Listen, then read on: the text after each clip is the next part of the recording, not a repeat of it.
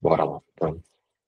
Bom, sejam bem-vindos vocês, quem está indo pela gravação também, né? Mais um encontro geral aqui, né, dos Supervisionados. Para a gente pensar hoje o filme Querido Menino, né? Filme baseado em uma história real, né, de um livro também chamado Querido Menino, né? Escrito pelo David Sheff, né? Que era um escritor lá, escritor, entrevistador, né? Jornalista, né? Da Rolling Stone, assim, né? Que vai falar justamente desses percalços, assim, né, de quem é essa pessoa, né, assim, que existencialmente foi para caminhos que talvez a gente considere equivocados, errados, e mais do que isso, né, como se mantém uma posição de neutralidade, sem que a gente realmente cuide demais, e quando que esse cuidado ele pode parar ou não, para a gente pensar clinicamente também, né, porque a gente está numa profissão, né, psicólogos, assim, né, que estamos entre psicólogos. Não sei se alguém está me assistindo que não seja, mas é uma profissão que eu acho que socialmente, assim, né, existe uma crença social de que a gente está ali para ajudar, a gente está ali para resolver problemas, a gente está ali para auxiliar. Não que a gente não esteja, a gente não tem nenhum papel extremamente passivo, né? Mas vocês que já estão há um tempo comigo vão percebendo que existem maneiras de ajudar, inclusive não ajudando, assim, né, entregando a pessoa para ela mesma, assim, porque no final é isso, né? Eles precisam sempre viver para além da gente. Então, eu pensei o filme, eu pretendo não fazer uma leitura extremamente cronológica, de algum modo, assim como foi do Gênio Indomável, eu posso cometer alguns equívocos que eu acho que são naturais, né? Assim, a ideia não é que vocês deixem de assistir o filme porque eu estou falando, mas existem pontos que realmente me marcam, assim, que é legal de ir trazendo, né?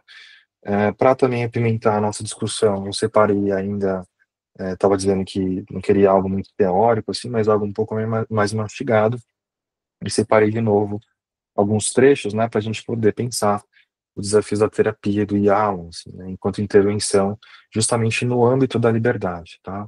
Dani, que está com a leitura fresca, né, Dani? Para a gente pensar o capítulo 45, 46, 47, 48. Não sei em que sequência, não sei em que momento, a gente deixa o encontro também ir determinando, né? Fiquem à vontade para levantar a mão, para me interromperem, quiserem mais esclarecimento, ou quiserem, quando eu também cometer algumas gafes, que provavelmente elas ocorrerão, mas a ideia é um pouco essa, né? Nós somos apresentados nesse filme, eu acho que há quatro personagens principais, para além de todos que aparecem. Um é o David Sheff, que é o pai, né? O Nick Sheff, que é o filho, a Vicky, que é a mãe dele, né, do garoto, e a Karen, que é a madrasta, né? Eu tenho esse hábito, às vezes, de assistir um filme e depois me aproximar, se eu gosto do filme, me aproximar do texto, né, do livro, assim, né? E é óbvio, assim como todos os filmes, né, assim, se você se aproxima do livro, você acaba pegando mais detalhes. E o, o e dentro do próprio filme, né, assim, quando a gente vai assistindo, quando a gente pensa no caráter cronológico temporal do personagem Nick, assim, existe ele pequenininho, né, ali 4 aninhos, indo via de visitar a mãe em Los Angeles, né, depois tem ele ali com uns 10 anos, né, existem pelo menos, acho, quatro personagens, assim, são todos muito parecidos, assim, até estranho, porque parece mesmo que são a mesma pessoa, um filme bem pensado nesse sentido, assim, para trazer essa atmosfera, você fala, nossa, é mesmo, é o mesmo garoto, só envelheceu um pouco, né, visualmente falando, assim, né? É interessante também um comentário cinematográfico, assim, né, que o Steve Carell, que ele é muito conhecido por fazer comédias, né, num drama, assim, né? É até engraçado ver ele gritando, aquele grito histérico dele, né, das outras séries, só que dessa vez é um grito de verdade, né, de um drama mesmo, assim.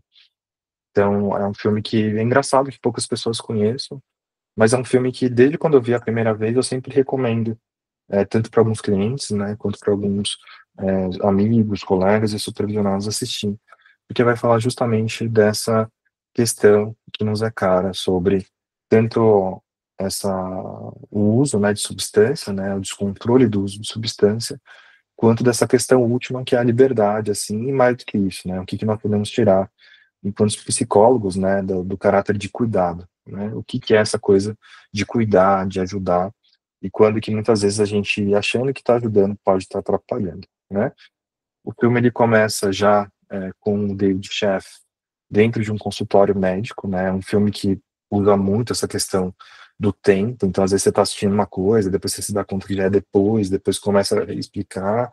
É um filme que utiliza muito dessa linguagem de troca, né, de posição do temporal, né, e o que é bom, né, porque deixa a gente sempre muito ativo, assim, olhando e tentando entender, assim, né, o que que é aquela história. Então já começa com o David Sheff perguntando ali para um psiquiatra, quem sabe, né, uma pessoa, um médico, a respeito de uma droga chamada metanfetamina, assim, né, e o quanto que ela é problemática, porque é um pai também ali se aproximando de um inimigo e tentando entender quais são os pontos fracos, quais são os prognósticos, o que eu posso fazer, o que que eu estou fazendo, né, enfrentando o que é dito talvez como uma pior droga, assim, se a gente fosse pensar, né, que vem causando um estrago gigantesco ali, pelo menos naquela época do filme que é 98, 2000, né, ah, que é onde a gente vai encontrar, por exemplo, essa massificação de pessoas usando, sabe, assim, essas cracolândias, assim, né? Quase uma cracolândia, pessoas que se reúnem para utilizar essa droga barata e com um efeito nocivo, porque justamente afeta o sistema nervoso central, assim, né, de forma definitiva. E aí ele vai lá e ele recebe essas informações, né, mostra ali o médico a diferença, né, do cérebro de alguém que não usa e ainda passa um prognóstico, assim, se ele ficar 2 anos sem usar, talvez ele fique livre, né, para voltar à plasticidade do cérebro e tudo mais. Então, o que ele existe ali é tanto um prognóstico de que é muito grave o que está acontecendo, porque é uma droga altamente viciante, mas também é uma droga que talvez tenha uma luz no fim do túnel, assim, para quem consegue ficar um tempo, né? Que é justamente talvez o plot geral, assim, né? E aí vai se apresentando os outros personagens, né? O Nick, que é o filho dele, né? Que é esse garoto que dentro do quarto, né? A gente observa muitos posters de rock, assim, né? Um garoto meio Nirvana, meio grunge, assim, completamente dentro culturalmente do seu tempo, assim, né? Dessa irreverência, desse negócio de gritar, do rock and roll.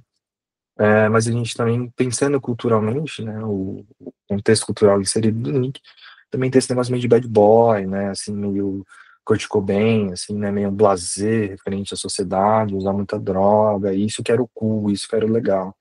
Quase como quando a gente conversa, né, com pessoas mais velhas, ela fala, nossa, mas antes tinha comercial de cigarro na televisão, isso era mó legal, dava vontade de fumar, quem fumava era descolado, né? E aí parece que em direção a isso, né, o Nick vai experimentando ali umas drogas, tem uma cena bem interessante e marcante também, que é quando ele oferece um baseado pro pai, assim, quase como se fosse uma caretice se você não fumasse, né? Você fuma, né? Não seja hipócrita, assim. E o David, ele fica ali naquele momento meio, tipo, entre o que ele realmente é e aquilo que ele quer parecer enquanto exemplo do filho também, né?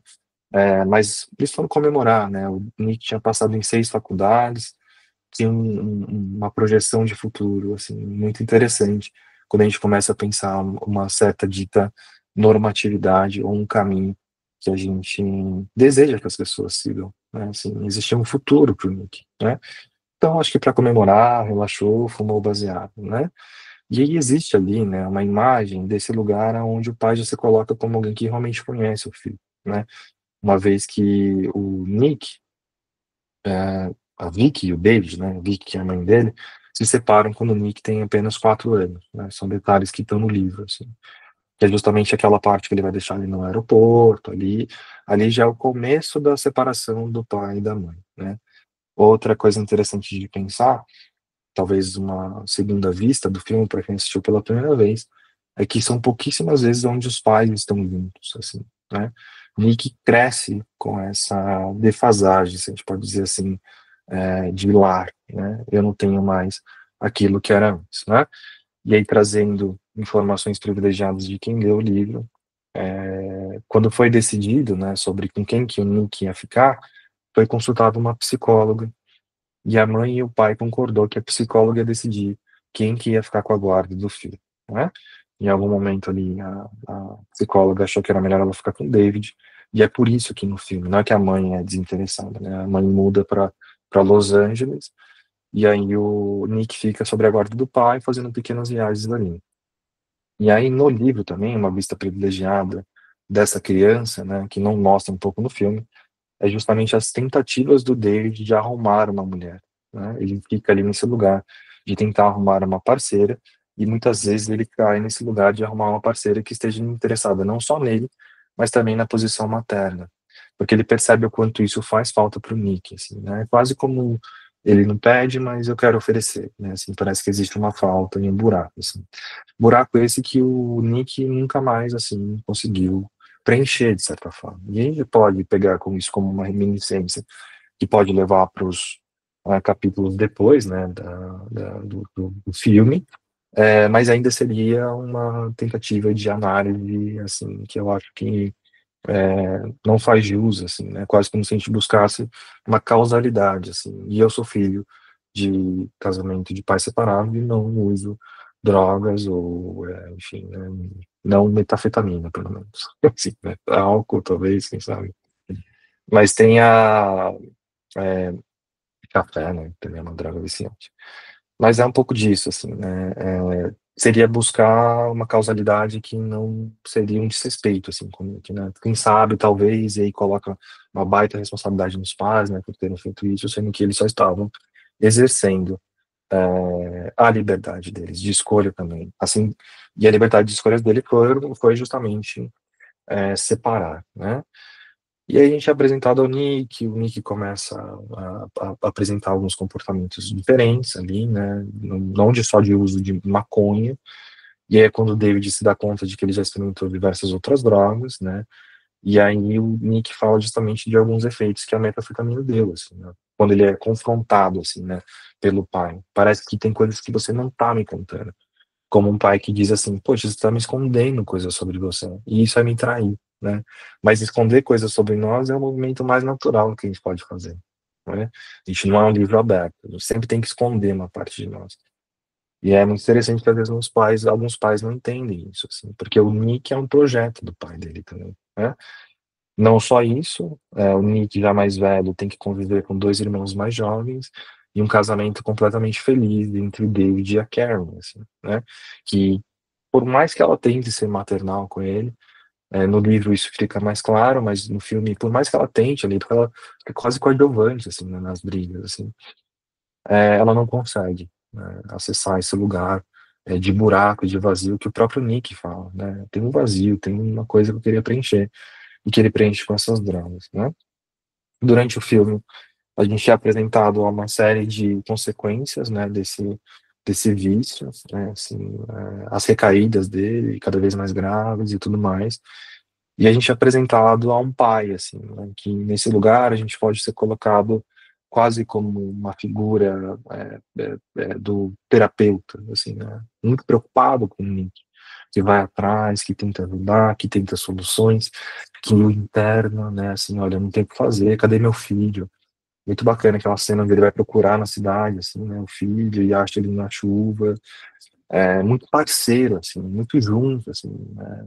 Dá para ver que o David não sabe nem como lidar com isso, assim, porque é uma coisa que emergiu ali da liberdade do próprio Nick e como lidar com isso, né? Eu vou brigar, eu vou bater, eu vou deixar de castigo, eu vou prender ele numa casa de reabilitação, o que que eu faço com isso? Eu não sei o que fazer com isso. É um inimigo maior do que ele, né? Apresenta impotência. Por mais que ele tente, de algum modo, ser ali, né, um pai presente, um pai que conhece o filho, e que se pergunta o tempo inteiro, né, cadê o meu menino, assim? Cadê o meu querido menino, assim, né? Que some, porque no lugar desse querido menino nasce um homem cheio de vontades e quereres, e um desses quereres é usar a droga compulsivamente, assim, né? E aí, existem algumas tentativas, a gente é apresentado a uma variedade gigantesca, né, de tentativas de tentar conter o Nick dentro do próprio vício, que são todas falham, assim, né? E todas falham não só porque não são suficientes, assim, né? Todas falham porque o que está em jogo a todo momento é a liberdade do próprio Nick de cuidar de si mesmo, né? Que não, de certa forma, quando o pai ele está sempre disponível, quando o pai está sempre ali ajudando, né? Acaba sendo interrompido, uma vez que é ele que tem que se importar com o próprio cuidado e se afastar das drogas, assim, né? A gente não convence ninguém a parar de fumar, né? A gente não convence ninguém a parar com um hábito não saudável, né? A pessoa tem que cair em si, né? E cair em si que é outro tema que às vezes volta, é esse movimento de depressão, né? A pessoa cai em si, né? Se dá conta desse lugar limite, mas é necessário deixar que ela caia em si, né? E esse é um movimento duríssimo, assim, principalmente para pedir para um pai, né? Assim, então ele não mede esforços, ele quer saber quais são as consequências e tudo mais, e tá ali junto, né? Em algum momento o Nick decide realmente ir para a faculdade, né? E é interessante porque ele usa justamente um poema do Bukowski, né? Assim, e Bukowski, eu adoro Bukowski, eu acho muito legal, acho muito maneiro. Mas é justamente outro efeito cultural, que talvez eu faça parte desse lugar meio Kurt Cobain, assim, que o Bukowski era um escritor, assim, muito conhecido por usar muita droga e beber muita bebida, muita berita, assim, né? Ele tem uma escrita rasgada e dolorida de um mundo que não compreende, assim. Ele foi fazer sucesso aos 40 anos de idade, né? Então, toda vez que você vê uma reportagem do Bukowski, assim, dele falando, você fala, esse cara não tá muito bem, né? Tá sempre muito triste, tá sempre muito pra baixo, tá sempre faltando alguma coisa. E aí é engraçado que o Nick fala, né? Eu vou ler um poema do Bukowski porque ele salvou a minha vida muitas vezes. E olha que interessante, né? Quando eu falo para vocês explorarem os conteúdos culturais que sustentam as pessoas, né? Assim, se a pessoa escuta K-pop, vai lá e se abastece do K-pop junto com ela. Porque o K-pop para ela não é a mesma coisa que o K-pop para mim, não. Às vezes segura ela viva, assim, né? Sustenta ela viva. Uma série, um filme, todos esses efeitos culturais, assim, que a pessoa consome culturalmente, né? Ler um livro, né? A J.K. Rowling salvou minha vida, sei lá, né? Ou a Lore, ou o próprio Alan salvou minha vida, né? E a gente vê que existe esperança, assim, né? Para alguma coisa, para algum lugar.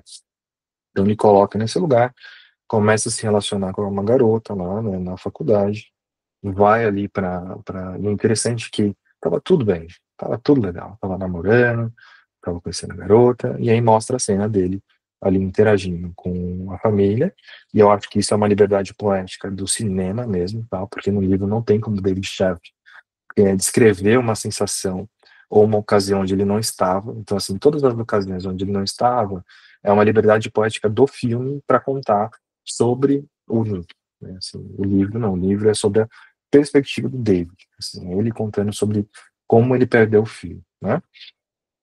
E aí ali a gente é apresentado a uma possível possibilidade para a gente pensar também clinicamente, né? Porque quando ele está conversando com a família, parece que ele se sente deslocado, se sente assim meio não tá legal para mim, né? Assim, e o pessoal tá falando, eu não tô muito entrosado. Ele vai até o banheiro, encontra um analgésico, toma, né? Assim, e volta. E aí no barato ele começa a se divertir ali, né?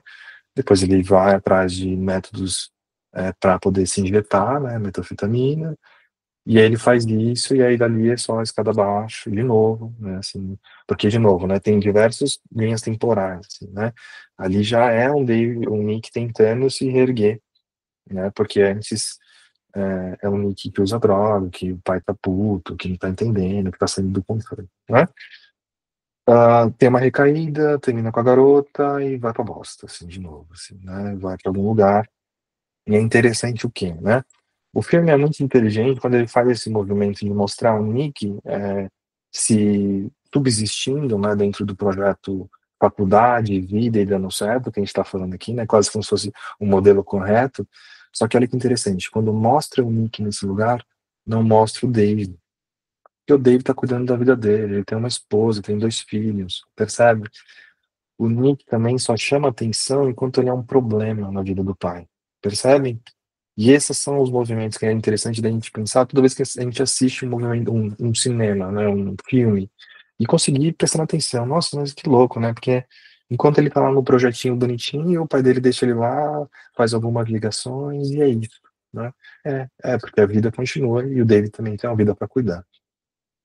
Daí ele vem passar algumas férias ali com os pais, né? Ali com o David, né? E reparem, né? Até esse momento, nenhuma interação com a mãe, assim.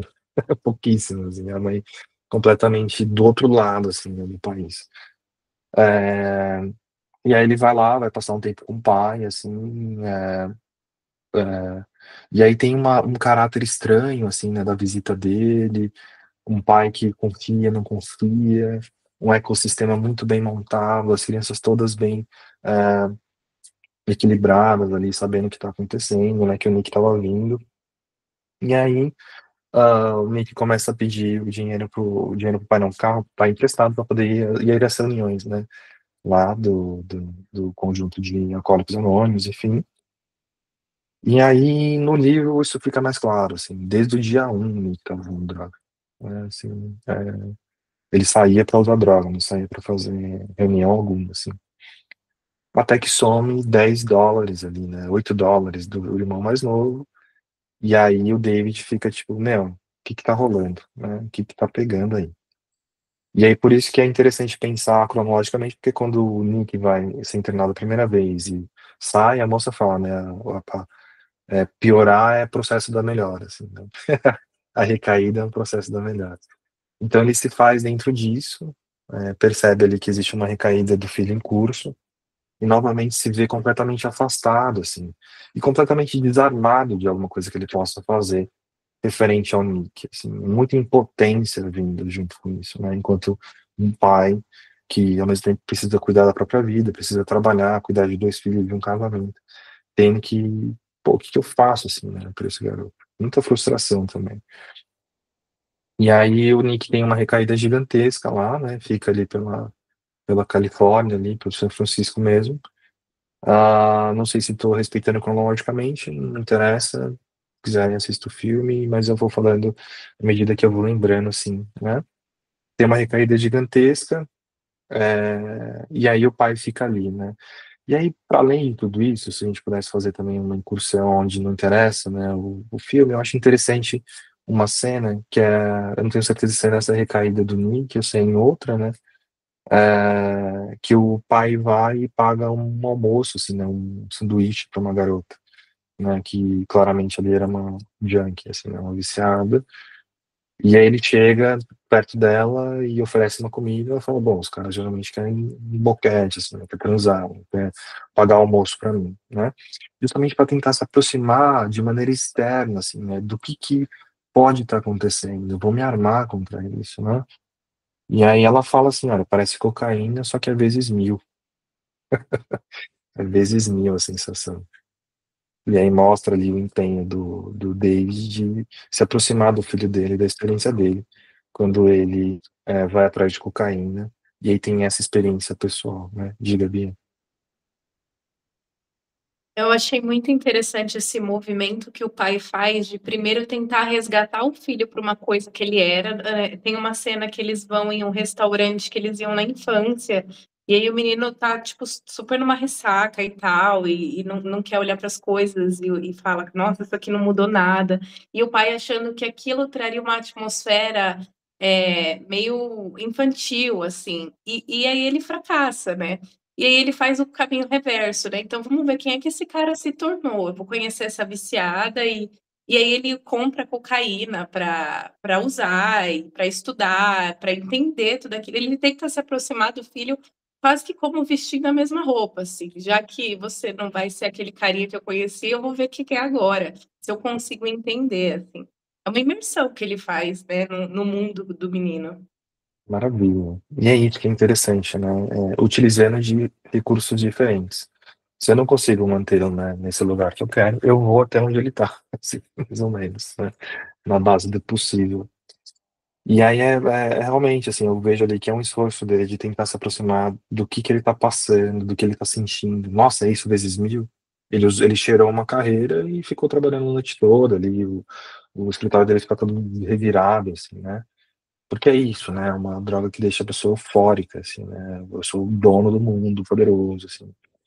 O que é altamente viciante também, né? Nesse sentido, porque justamente você precisa sempre usar mais para acompanhar isso, né? Bom, daí tem essas recaídas, ah, e aí o David decide, né, morar com a mãe, né, assim, em algum momento ali ele vai para Los Angeles, morar com a mãe, isso já melhorado, assim, o pai ajudando de novo, né, vamos lá resolver o problema do filho. Diz que, porque é isso, né, em algum momento a falta da mãe fica clara e fala, poderia ter morado com a minha mãe, talvez isso fosse uma solução. E aí o David aceita isso como uma opção também, né? Lá ele encontra outro grupo de apoio, né? Com um padrinho, olha só, né? Em vez de um pai, um padrinho. né, que está ali diferente, né? Tira, por exemplo, o David desse papel, assim, se a gente fosse colocar ele como um terapeuta, né? Agora tem outro para cuidar do meu filho e eu não preciso estar cuidando dele o tempo inteiro, né?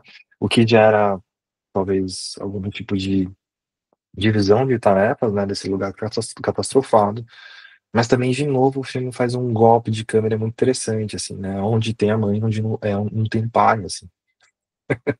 Então, se a gente pensar que, por exemplo, junto com o pai existe a madrasta, né, nessa posição virtual da mãe, em Los Angeles não tem um padrasto, mas tem um padrinho, né? Que é esse cara que tenta ajudar, que tenta dar uma força, né? E não é como se ele tivesse ruim, assim, né? Não é como se ele tivesse mal, assim, realmente ele consegue ficar, parece que 14 meses, né, sem usar droga, começa a ajudar outras pessoas, vê sentido nisso, né? Mas uma vez fora dali para visitar o pai de novo, as coisas desandam, né? E dessa vez desandam de verdade, assim, né? Bem para baixo, né? Eu quero usar, não sei, tô na fissura, enfim, né? Não sai legal, né? Quando ele deixa o pai, alguma coisa fica e não é mais a mesma coisa, assim, né? E aí ele não volta para Los Angeles, fica ali por São Francisco mesmo, ali na Califórnia. E aí ele fica por ali, encontra uma garota da época da escola, que é onde ele toma coragem de novo, percebe? Antes da menina chegar, ele tava quietinho, né, ali só, tomando uma cerveja, tentando ver o que que eu faço. Tentando, sei lá, sobreviver a partir de si mesmo, mas com a presença do outro ele se sente autorizado a ir lá comprar e aí inicia também na metafetamina, né, assim, mais do que isso. Inicia ela também na metafetamina e aí vai. Essa é a derradeira, assim, né, essa já se aproximando talvez da segunda metade do filme ali, né, muitos dramas, muitas coisas ruins acontecendo, brigas entre o David e a Vicky, de quem que é a culpa, o que que tá rolando e tudo mais, né? Outro spoiler de que o filme não mostra, e só mostra uma vez, são as reuniões do Al-Anon, né, que é uma reunião de pais que o David frequenta desde o início da, do vício do filho, né, que é uma reunião onde pais se encontram, pais de filhos adictos, assim, para falar da experiência, para compartilhar o que está acontecendo. Só que uma das regras gerais do Al-Anon é não ajude, né, deixe a pessoa se ajudar, assim, né? Então é interessante pensar que também há muitos anos ele já vinha ouvindo isso, vinha vendo que isso não levava a nada, só que ele via, né? Filha de não sei quem morreu, filha da outra morreu, a filha do outro tá morrendo, sabe, não sei onde tá, isso é agoniante, mas é interessante, né? Porque o filme mostra isso só quando acontece, né, o movimento final ali, que é quando o Nick vai zoando bastante, aí ele decide ir para casa, invadir a casa, enquanto o irmão tá na natação, porque ele sabia que a casa estaria vazia com a garota, para pegar alguns itens de valor, acaba dando merda, né, assim, ele quase é pego, né, ali, e aí tem aquela cena da Karen, assim, a madrasta, assim, indo atrás, assim, e é muito bonita, assim, essa cena, porque ela é poética, assim, né, você tá fudendo a vida do teu pai, assim, seu pai não tava na natação, seu pai não tá bem, aí você tá estragando a tua e a vida do pai, assim. E ela vai indo atrás, e se bobear, ela alcançava o Nick, assim. Só que existe um movimento muito interessante dela indo, e ela desiste do Nick também, né? Ela fala, porra, não vou, assim, né? E o Nick vai ali onde ele tem que ir, né? E aí, nesse mesmo dia, a menina tem uma overdose ali no carro, né? O Nick tava ali assustado, é, e aí a menina vai para os socorristas. E olha que interessante, né? Ela vai para os socorristas e assim que o Nick fica sozinho, a primeira coisa que ele faz é ligar para o pai. E aí acontece talvez a cena que mais arranque lágrimas, que mais arranque suspiros ou emoção, que é quando ele liga para o pai, né? Assim, vou ligar para o meu pai na noite do mesmo dia, assim, né? Que ele apareceu por lá e fugiu e causou tudo aquilo para Karen e com a família em geral, né? Criança chorando, tudo catastrofado, assim, né? E ele fala para ajudar, pede ajuda. E aí é interessante que dá pra gente recolher justamente, talvez, o suprassumo analítico, assim, né? O que levar nesse filme, assim, drogas, possibilidades, análise mais profunda? Não. É que o pai decide finalmente não ajudar o Nick. Talvez ele tome uma decisão mais difícil. Ele se aproxima, né, Bia, da experiência, ele tenta de tudo, se dá conta de que, no final das contas, quem tem que se ajudar é o Nick mesmo. Então eu não vou ajudá-lo. Não, não vou. Né? E ele, você vê que é duro, assim, você vê que não é uma decisão fácil, você vê que não é uma decisão parcimônica, tranquila, assim, dói nele, dói na gente, né? Assim, de que loucura isso. Eu vou deixar meu filho à própria sorte. E aí já te dou a palavra, B, que é justamente nesse momento que mostra o aula não, né? Ele e a Karen indo numa reunião e a moça falando, né, que tinha acabado de perder a filha e tal, na mesma semana.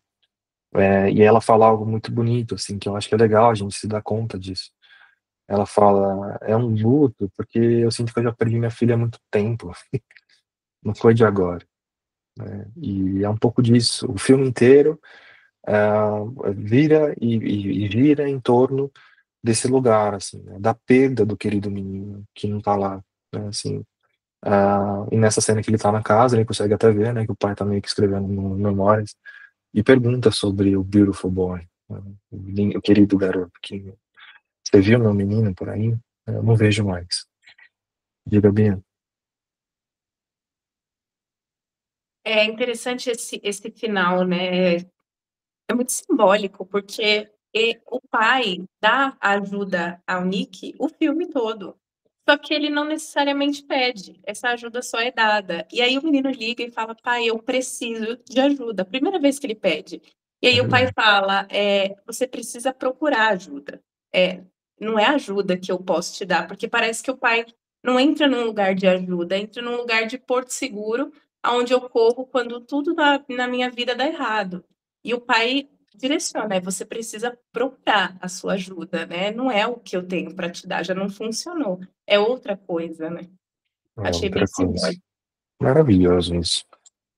E o quanto que isso abastece a gente clinicamente, né? Assim, o cliente às vezes ele vem pedindo ajuda, mas que ajuda é essa? Uma ajuda que retira a responsabilidade de você cuidar de si mesmo, né? Assim, e o quanto isso pode ser danoso, assim, porque eles pedem, é o que eles querem. Eu tô num momento de crise, né? Assim como o Nick. Ninguém pede quando tá tudo bem, pede quando tá tudo mal. E cadê você para me salvar, né? É, Aí tem esse movimento que mostra o David cuidando de si mesmo, junto com a Karen, e o Nick se afundando, assim, né, nesse lugar. Lógico que existem ainda outros momentos, né, quando ele vai buscar em Nova York, uma série de outras coisas, mas eu acho que tudo se resume a esse ponto principal, assim, né, da ligação, assim. E aí mostra ali, né, aquela liberdade poética cinematográfica para mostrar a experiência do Nick e do David, assim, né, do Nick principalmente, né, se afundando, afundando, afundando, afundando, afundando, afundando, até que realmente bate no fundo, assim, né. A mãe do Nick liga pro pai, assim, né, meu, precisamos fazer alguma coisa, né. Ele fala isso no telefone, né, enquanto, de novo, né, experiência familiar com a Karen e com as crianças sendo atravessada pelo problema do Nick ali. E ele já não é o mesmo David, né. Ali já é um David que desistiu de ajudar, assim. E que por isso pode ter sido ajudado tanto, assim, né? O David que ajuda o Nick, justamente porque ele desiste. E aí transformou-se também, né? Porque assim, não dá mais para insistir no modelo anterior, né? Eu mudei, todo mundo mudou, meu filho é drogado, acabou, assim, não tem o que fazer. Senão vai morrer todo mundo, não só ele. E aí acontece o que acontece, algumas cenas assim, a gente também fica aflito, né?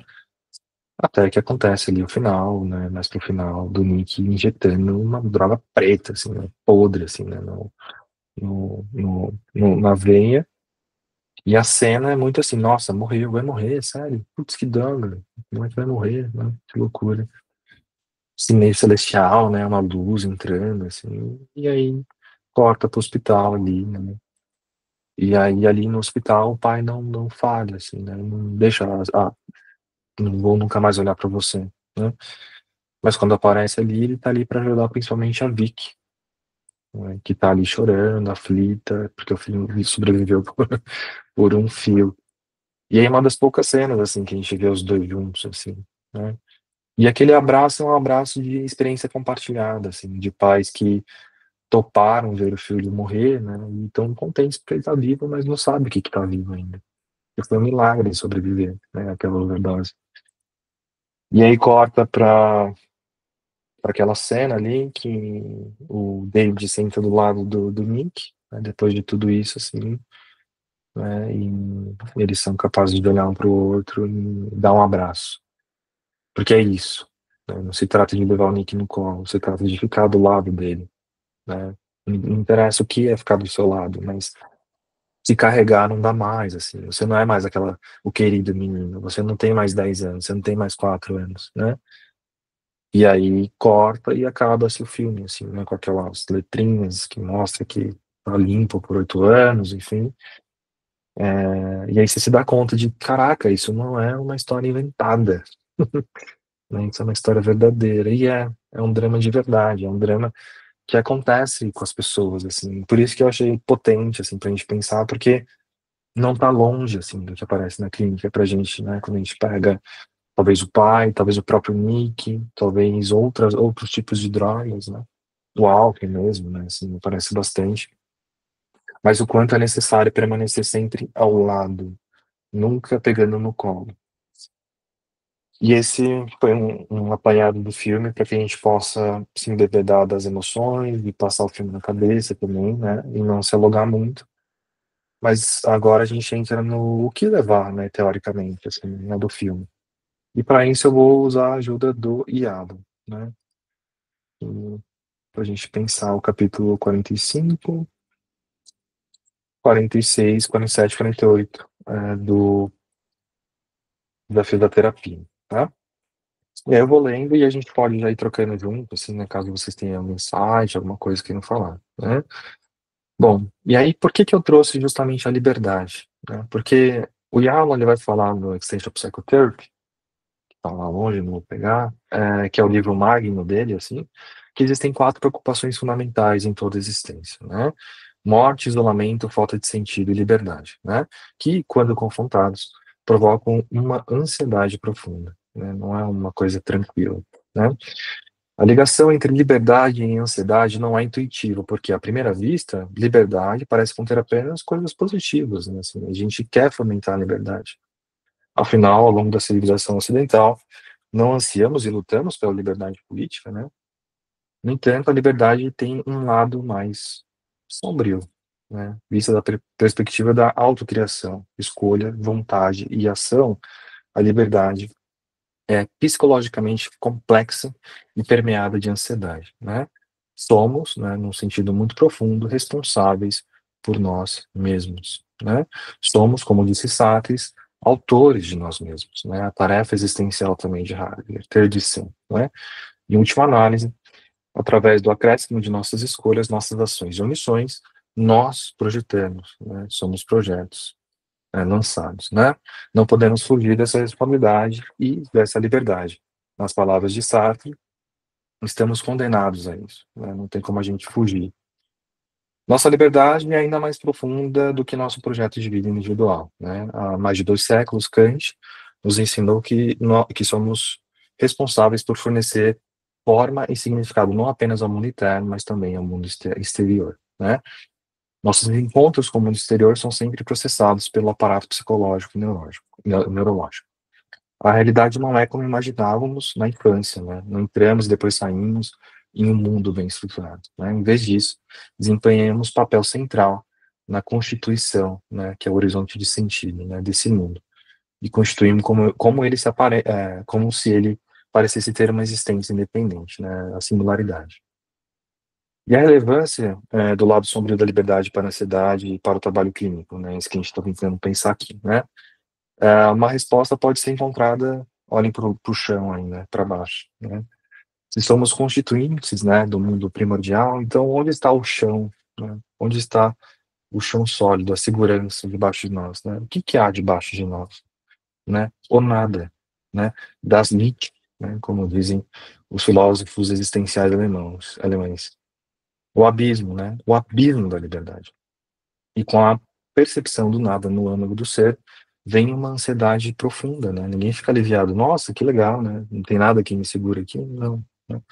Portanto, embora o termo, né, liberdade, esteja ausente das sessões de terapia e dos manuais de psicoterapia, seus derivados, né, que são a responsabilidade, vontade, desejo e decisão, são habitantes altamente invisíveis de todos os empreendimentos psicoterapêuticos, né? Então, o que ele vai dizer é sobre essa camada ontológica que a gente tem que levar em consideração quando a gente pensa justamente a liberdade, né? A liberdade não é um sentimento plácido, tranquilo. Pelo contrário, quanto mais liberdade você tem, mais responsabilidade, né? Vontade, desejo e decisão, né? É, e a gente tem que pensar, principalmente, né?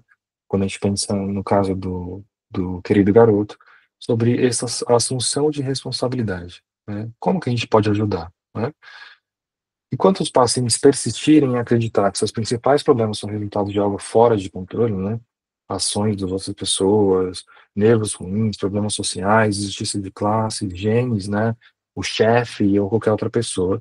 Então nós, né, terapeutas, somos limitados no que podemos oferecer, né? Porque em relação ao outro não posso fazer nada. O mundo fudeu, eu não posso fazer nada.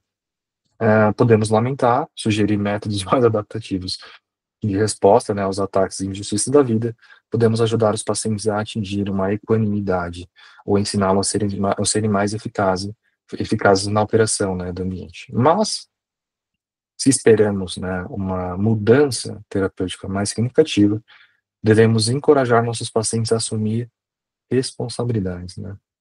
Isto é, a compreender como eles mesmos contribuem para o seu sofrimento, né? Uma paciente pode, por exemplo, descrever uma série de experiências horríveis no mundo dos solteiros, né? Os homens a maltrato, os amigos a traem, os patrões a exploram, os amants a enganam. Então, mesmo que o terapeuta esteja convencido da veracidade desses eventos descritos, né? Porque é isso que a gente lida quando a gente vai atender uma pessoa, a gente lida com a descrição, né? Com o que ela fale, né? E a gente não está, de algum modo, tentando verificar a verdade desses assuntos, né? Então a gente toma como uma verdade. Por mais que os outros a tratem mal, chega o momento em que vocês, né, terapeutas, devem se atentar para o papel do próprio paciente, né, na sequência dos eventos, né. De fato, o terapeuta pode dizer, né, entre aspas, mesmo que 99% das coisas ruins que acontecem com você sejam culpa de outra pessoa, eu quero olhar para esse 1%, né, que é seu, né, a parte que é sua responsabilidade, né. Temos que olhar para o seu papel, mesmo que seja muito limitado, porque é lá, veja só, onde podemos ajudar mais, né.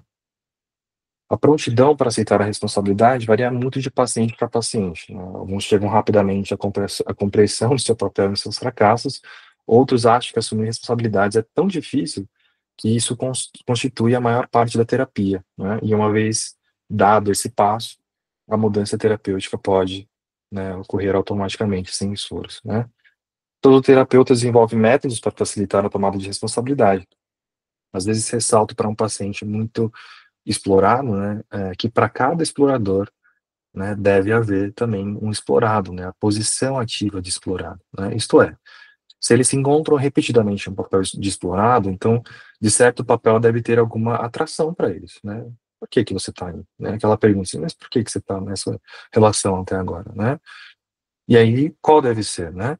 Alguns terapeutas fazem a mesma observação ao confrontar os pacientes com a pergunta: qual a recompensa, né, que você tira nessa situação? Porque você não sai dela. Que interessante, né? Você traz como um problema discursivo, que é justamente isso, né? Sair do discurso para a ação, né?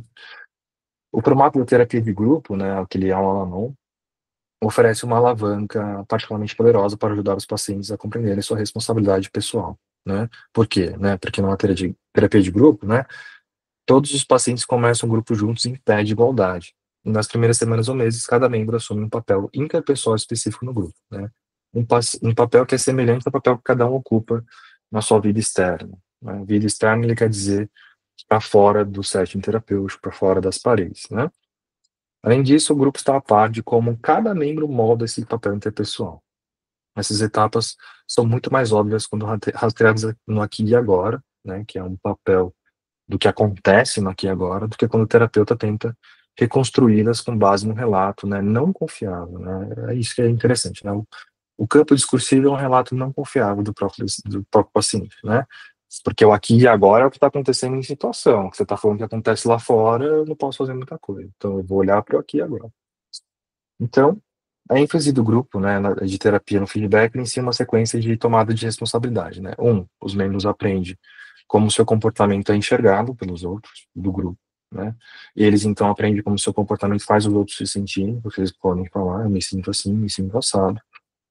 Eles observam como seu comportamento molda a opinião dos outros sobre mim, né? Você é chata, né? Você não sei o quê. E por fim, eles aprendem que esses três primeiros passos moldam a maneira como eles se sentem a respeito de si mesmo, porque, bom, talvez o seu chefe ou as outras pessoas não tenham essa sinceridade para dizer na tua cara, assim. Por isso que é interessante a autorrevelação e o aqui e agora sendo usado, porque o esforço do Yalom é trazer essa questão da terapia de grupo para uma terapia individual. Então eu falo, todos esses passos eu vou tentar fazer com esse membro, né, que é essa coisa com esse cliente. Então, assim, o processo começa com o comportamento do paciente, né, e termina com a forma como cada um passa a ser valorizado pelos outros e por si mesmo, né, ou a parte que eu enxergo de mim e como os outros me enxergam, né. Essa sequência pode formar a base de poderosas intervenções, né, do terapeuta de grupo. Por exemplo, Joe, vamos dar uma olhada no que está acontecendo com você no grupo. Aqui está você, depois de 2 meses, não se sentindo bem consigo, mesmo nesse grupo, e com vários membros impacientes com você, né, ou intimidados, ou esquivos, ou zangados, ou aborrecidos, ou se sentindo seduzidos ou traídos. O que aconteceu? Isso é familiar para você? Você estaria disposto a dar uma olhada no seu papel para que isso aconteça? Ou seja, você estaria disposto a olhar para o seu nível de responsabilidade para fazer com que os outros se sintam assim? E aí agora que nos trata mais claramente que somos terapeutas individuais, né? Também tiram proveito dos dados do aqui e agora, né? Pois apontam a responsabilidade do paciente no próprio processo terapêutico. Por exemplo, o atraso do paciente, a ocultação de informações e sentimentos, o esquecimento de registrações, né, porque ele gosta de registrações, né, ele acha que isso aqui é uma falha do cliente, né.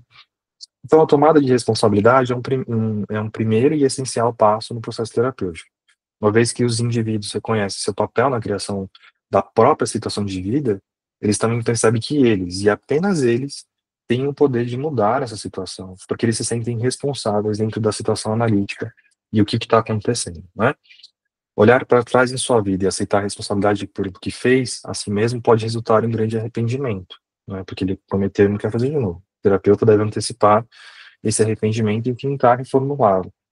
Com frequência, exorto os pacientes a se projetarem no futuro e a considerarem como podem viver agora, de modo que daqui a 5 anos possam olhar para trás sem que o arrependimento os domine novamente. Ou seja, como eles podem viver agora, devolve para ele assim: o que que você está fazendo hoje que você vai colher amanhã? Né? O que está rolando hoje que não está legal? Ah, eu tô casado há 20 anos, né? E aí eu não consigo separar, e esse cara é um bosta, não sei o que. Bom, você pretende viver mais 20 anos ao lado dele, né? Então você devolve a responsabilidade da pessoa, porque não tem isso de eu não posso. Troquem o eu não posso por eu não quero, né? Todo mundo pode qualquer coisa quando se envolve ali a liberdade, né? Todos são livres para fazer qualquer coisa. Aí é interessante aqui, né, sobre a tomada de decisões, né, que eu já estou acabando essa parte mais teórica para a gente conversar, né. Nunca, ou quase nunca, tome decisões pelo paciente, né.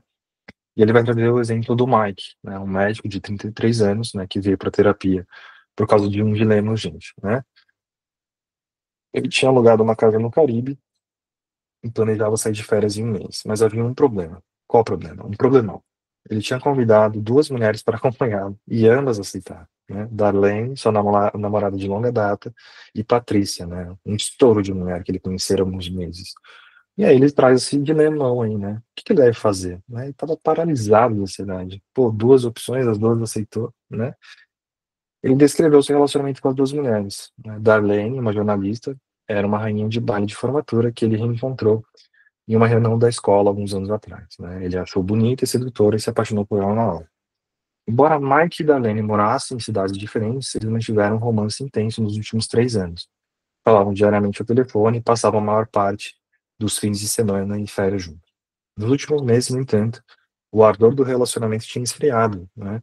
Mike sentia-se menos atraído por Darlene, a vida sexual deles definhara, as conversas telefônicas pareciam inconstantes. Além disso, suas funções jornalísticas exigiam tantas viagens que muitas vezes era difícil para ela passar os fins de semana fora, e impossível se mudar para mais próximo dele. Mas Patrícia, né, sua nova amiga, Parecia a realização de um sonho, né? Pediatra, elegante, rica, a 800 metros de distância e doida para ficar com ele, né? Parecia um não problema. Veja só, né? Se a gente fosse dar uma olhada. Qual que é o dilema? Uma parece uma opção muito melhor que a outra, né? Repeti para ele só descrições das outras mulheres, me perguntando o tempo todo, e onde que está o problema, né? A decisão parecia tão óbvia. Patrícia era meio certa e Darlene muito problemática. No prazo tão iminente que senti a tentação mais forte de intervir, o prazo da viagem, né? Senti a tentação mais forte de intervir e dizer para ele seguir em frente e anunciar sua decisão, né? A única decisão razoável a ser tomada. Onde estava o enrosco? Por que piorar as coisas para a pobre Darlene, amarrando a cruel e desnecessariamente Darlene não a Patrícia, né? Embora eu tenha evitado a armadilha de dizer a ele explicitamente o que dizer, né, que às vezes dá vontade, né, o paciente fica entre uma decisão e a gente fala, toma essa aqui, vai para cá, a gente quer opinar, né, consegui transmitir ali, né, as minhas opiniões.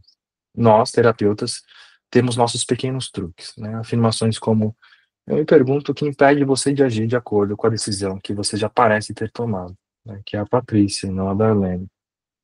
Eu me pergunto o que diabos os terapeutas fariam, né, se sem, né, esse artifício do eu me pergunto, né, assim, porque a gente se pergunta para a pessoa se perguntar. E assim, de uma forma ou outra, prestei a ele um grande serviço, né, apenas 3 sessões em ritmo acelerado, de mobilizá-lo a escrever a inevitável carta de sinto muito, né, para Dolene, e zarpar para um cintilante pôr do sol carimbenho com Patrícia. Mas a coisa não cintilou por muito tempo. Nos meses seguintes, coisas estranhas aconteceram. Embora Patrícia continuasse a ser a mulher dos sonhos, Mike ficou desconfortável com sua insistência em proximidade e em compromisso, né?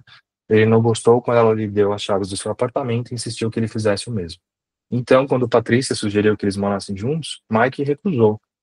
Em nossas sessões, ele começou a falar com grande entusiasmo sobre como valorizava seu espaço e solidão, né? Patrícia era uma mulher extraordinária, sem defeitos, mas ele se sentiu invadido. Há outro problema. Ele não queria morar com ela, nem com ninguém, e logo se separaram. Era hora de Mike procurar outro relacionamento. E um dia ele mostrou um anúncio que tinha postado no serviço de encontro do computador. Especificava características particulares da mulher que desejava: beleza, lealdade, uma idade aproximada e histórico, né? E descrevia o tipo de relacionamento que ele buscava: um arranjo exclusivo, mas separado, no qual ele e ela manteriam o próprio espaço, falariam com frequência no telefone e passariam fins de semana em férias juntos. Sabe de uma coisa? Olha só, quem que fazia isso? A Darlene. Sabe de uma coisa, doutor? Ele disse, melancólicamente. É uma descrição muito parecida com a Darlene, não é verdade? Moral da história: cuidado com a pressa de tomar decisões pelo paciente.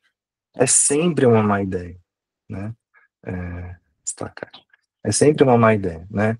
Como esse exemplo ilustra, não apenas nos falta uma bola de cristal, né? Mas também trabalhamos com dados não confiáveis, porque no final das contas, o Mike queria justamente a Darlene, né? Mas ele fala que a Patrícia é melhor.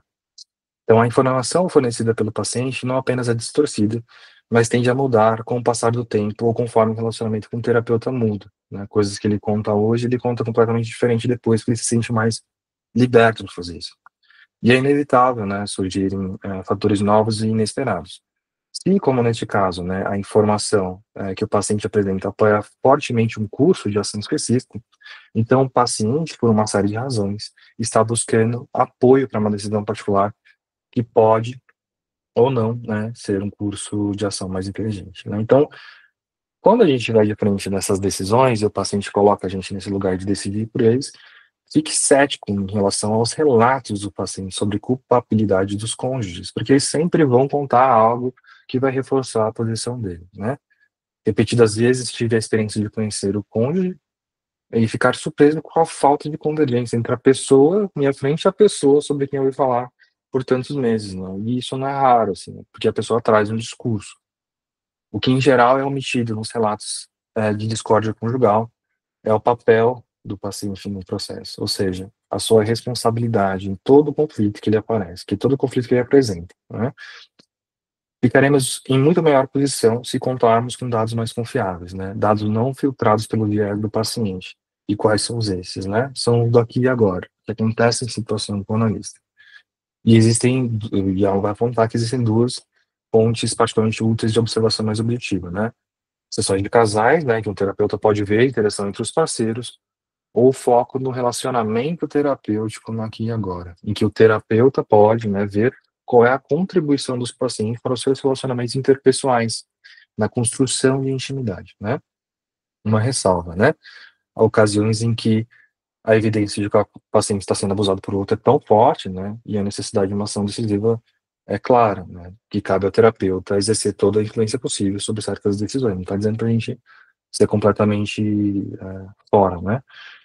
E aí ele faz tudo para desencorajar uma mulher com evidência de abuso físico, né, retornar a um ambiente em que ela provavelmente voltará a ser estancada. Daí a cláusula, o quase nunca, né? E aí, isso aqui a gente pode dar uma pausa, porque senão a gente vai ficar muito tempo aqui lendo, né? Mas por que que eu estou trazendo isso, né? Porque quando a gente pensa no Nick e no Dave, o Nick pode apresentar e a gente pode fazer leituras radicalíssimas, assim, nossa, inteligentíssimas, assim, sobre o que pode ter levado ele ali, culpa de quem, né? Ah, foi por causa do não relacionamento, do término do relacionamento da mãe, foi por causa da psicóloga que decidiu que era o Dave que devia ficar com o Nick, devia ficar com o Dave, né, com o pai, e não com a mãe.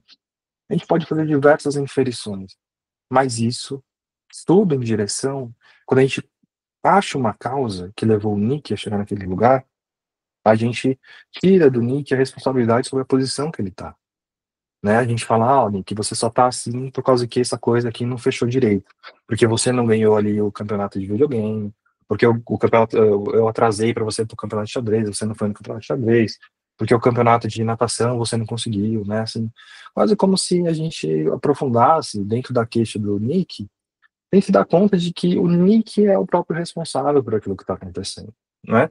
E aí o que que acontece com a gente, né? Principalmente numa relação terapêutica de cuidado, é que a gente intervém como se a gente fosse responsável por aquele problema, como se a gente fosse o pai, a mãe, ou como se a gente, lógico que a gente quer que a pessoa saia daquele problema, mas a menos que a gente faça um movimento muito parecido com o do Dave, quando ele devolve a responsabilidade, né, pro Nick, a gente vai estar sempre entrando dentro do campo discursivo, né, da pessoa que é maltratada pela vida, que as condições da vida para ela são mais difíceis do que as outras, né?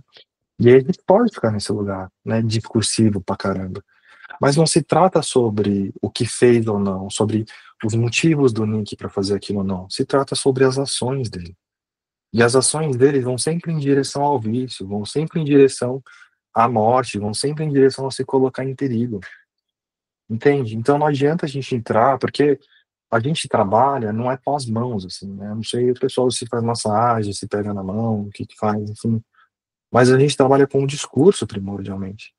E sempre que o discurso vier nesse lugar que coloca a pessoa em uma posição de passividade, né, de eu recebo do mundo e por isso o mundo é injusto comigo, a gente fala, não, você pode fazer uma coisa a respeito disso, né? Você não precisa ficar nesse relacionamento, você não precisa ficar com esse terapeuta, né? Se você não gostou de mim, você não precisa ficar me aguentando, né? E isso é foda, porque a gente precisa se acostumar com esses sentimentos na nossa vida também, assim, né? O quanto, talvez vocês, assim, sem perceber, estão colocando culpas por diversas coisas na sua vida nos outros, assim. Sendo que, quando uma vez que você vira essa chave, né, e devolve a responsabilidade para o outro, você não pode ficar ileso a partir disso, né? Toda vez que você falar, olha, eu fiz isso por causa daquilo, entrei em briga porque ela me provocou, sabe assim, xinguei porque me xingou. Bom, existe uma parte sua no meio de tudo isso, por mais que tenha sido completamente, assim, deselegante da outra pessoa que fez com você. E a sua parte é justamente poder parar, é poder se refrear e cuidar de você. Porque dentro da liberdade existencial, a gente pode pensar os 4 fundamentos que Alan vai trabalhar, e um deles é o isolamento. A gente nasce e morre sozinho.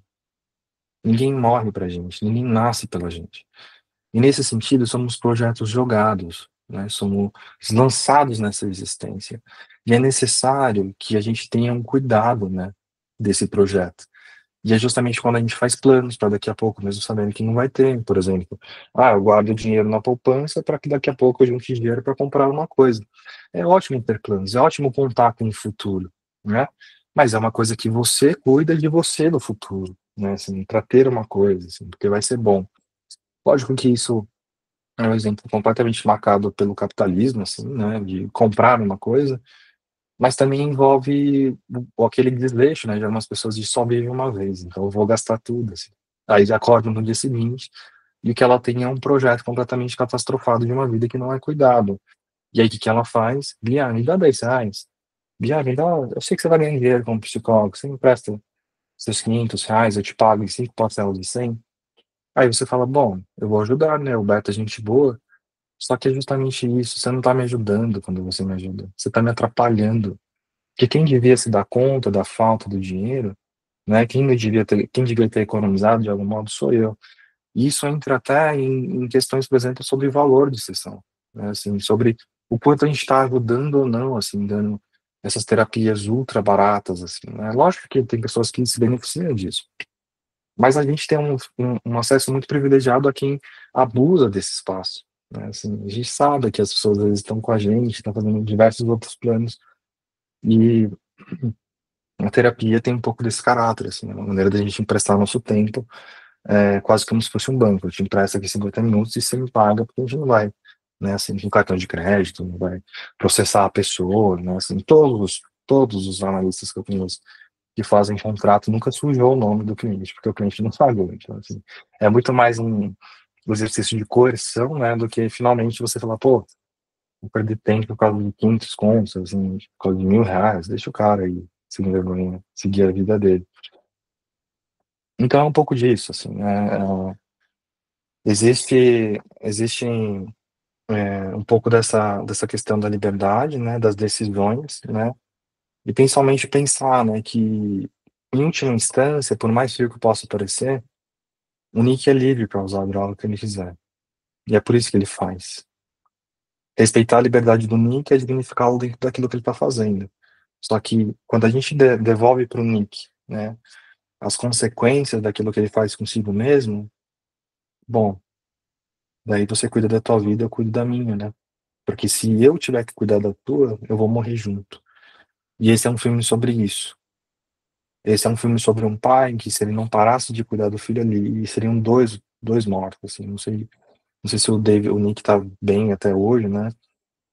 Talvez pela comoção do filme, da história dele, ele tenha mudado a vida de muita gente que tava ali, talvez prestes a se injetar metanfetamina, né? E aí ele entra na pressão de que agora talvez não deva ser, mas se a gente pesquisar na internet e ver que o Nick, sei lá, morreu de overdose, ele fez isso porque ele pode, né? Assim como diversas outras questões, assim, né? Como extermínio da vida, né? Abreviar o fim da vida, como bebedeira, como você faltar na faculdade e achar que você tem que tirar nota boa.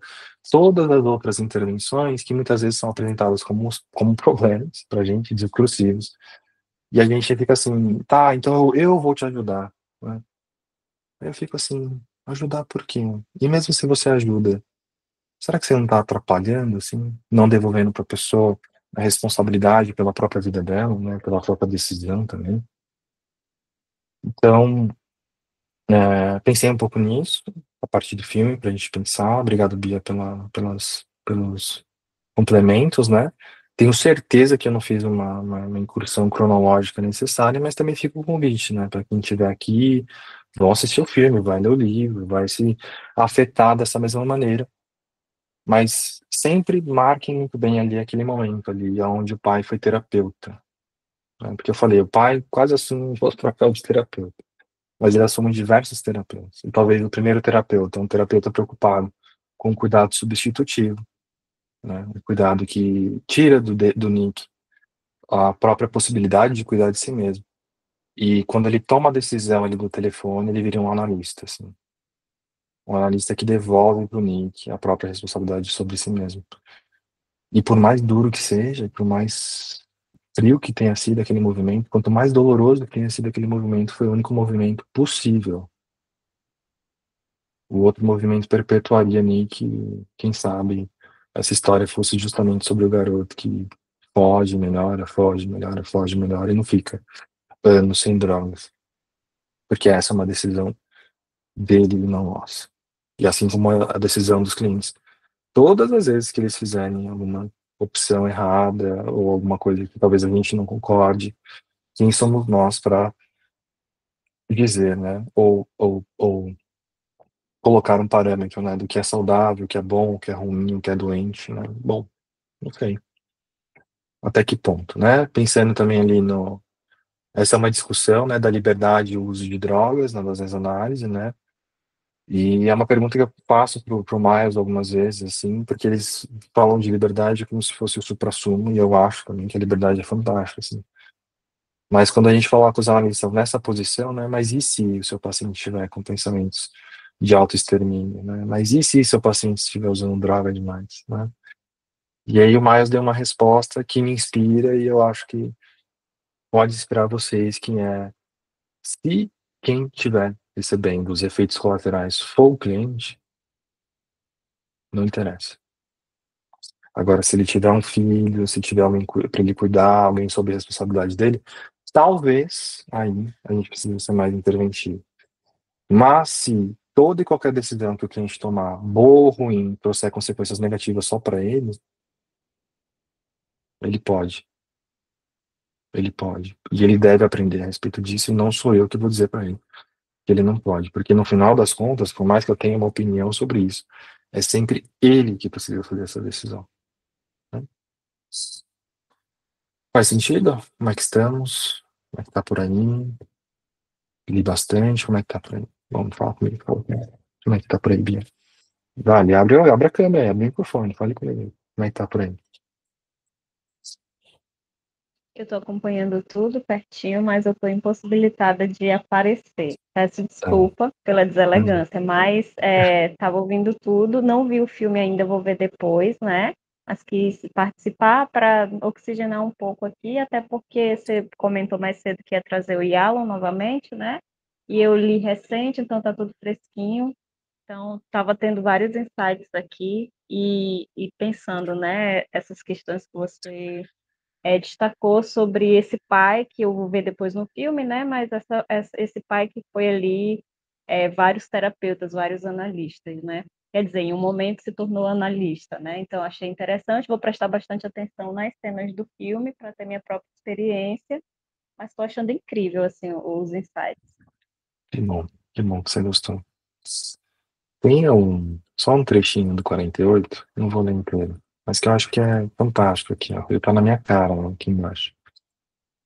Que é sobre a tomada de decisão, né? Que é a via rédea, né, para o fundamento existencial, né? E olha que interessante, né? Apressar em tomar decisões pelos pacientes é uma boa maneira de perdê-los, né? Pacientes a quem se abriu, né, atribuiu, né, uma tarefa que eles não podem ou não querem realizar, são pacientes infelizes, né? Se eles se ressentem, né, por ser controlados, coisa que o Nick também sentia pelo pai, né, se sentem, olha só, automaticamente inadequados, né, ou se estremecem com a perspectiva de desapontar o terapeuta ou as outras pessoas. O resultado costuma ser o mesmo, né, eles fogem da terapia, assim como o Nick fugia do pai também, né, a todo momento. Porque o que parece, de algum modo, algo bom, né, mostra para o Nick que o que ele faz é errado, de que ele está completamente equivocado dentro das próprias decisões. E isso não liberta ninguém, né? E isso causa o contrário, talvez, né? Mais e mais dor. Que ele até fala no filme.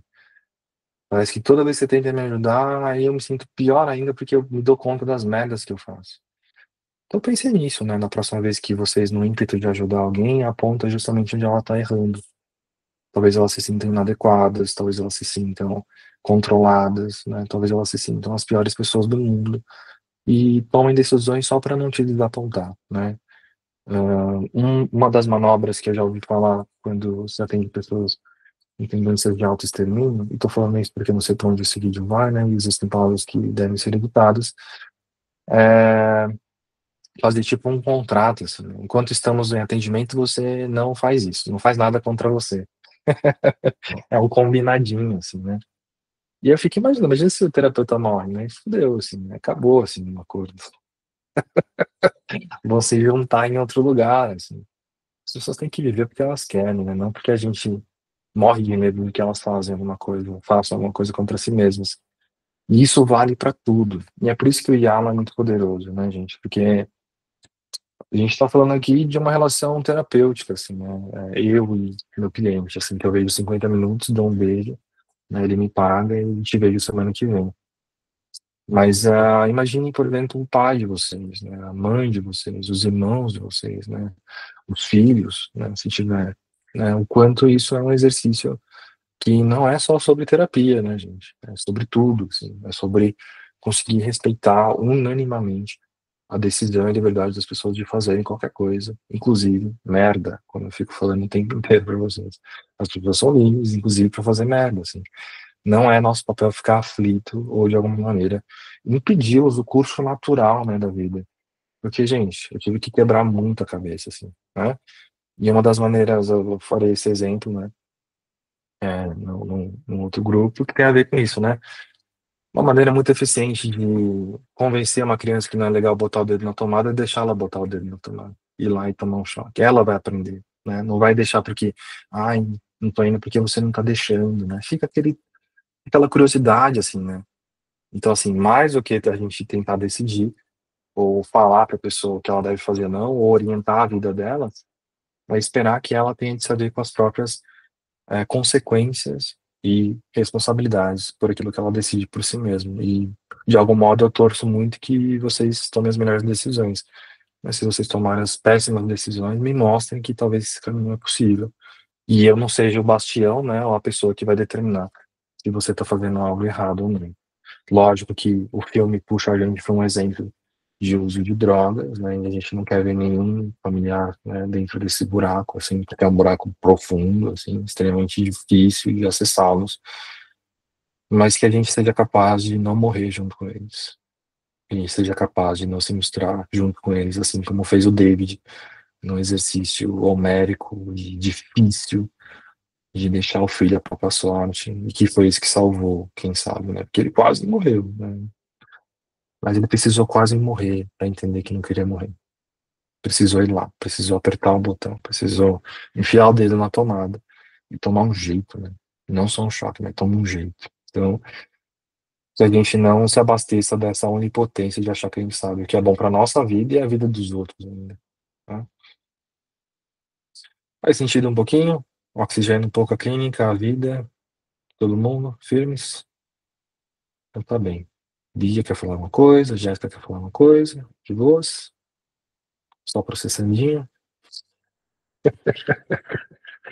Então tá bem, minha gente. Então, vamos descansar, né? E que isso tenha, de algum modo, ajudado vocês. E a gente se vê no próximo encontro, beleza?